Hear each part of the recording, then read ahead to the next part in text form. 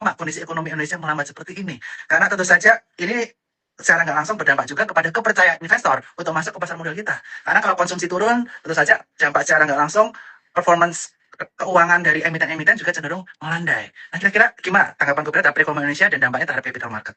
Oke, pemerintah harus sadar dulu. Semua program unggulannya ini udah jalan sesuai fitrahnya atau belum? MBG, saya nggak ngomong MBG jelek ya. Idenya bagus, pelaksanaannya muradul.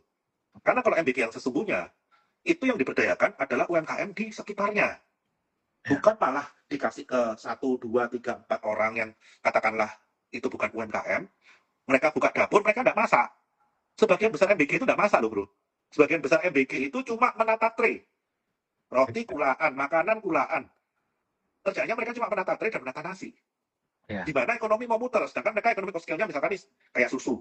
Harapannya kan susu, oke kamu bisa beli sama UMKM sekitar. Enggak loh, belinya sama produsen gede. Oke, kita ngomong susu. Susah lah kalau beli sama retailer, nanti harganya disparitasnya jauh. Padahal bisa aja distributor susu yang MBG ngelempar ke retailer, retailernya ngelempar ke MBG, itu bisa aja. Oke, kita ngomong apa? Supplier ayam, supplier protein. Kalau mereka mau benar, ngambilnya itu dari pasar terdekat. Ini enggak. Ngambilnya dari langsung ke peternak-peternak gedenya. Belum lagi yang lain-lain kayak roti. Ngambilnya bukan sama UMKM, ngambilnya sama distributor roti gede. Pabrik-pabrik roti gede, bukan sama roti-roti UMKM di sekitar. Nah, kalau kayak gini, gimana ada multiplier effect? Duitnya muternya cuma di atas, nggak ada di bawah.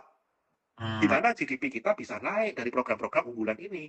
Dan perlu di breakdown lagi, MBG ini bagus, oke, budget makanannya seberapa gede? Ternyata budget makanannya ini tidak lebih dari 15-20% dari total budget MBG.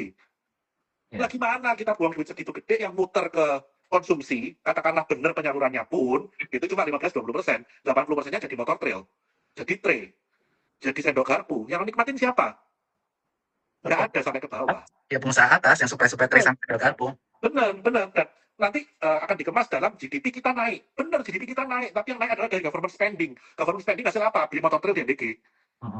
Jadi apakah GDP kita naik ini ada growth di bawah? Enggak, karena konsumsinya turun.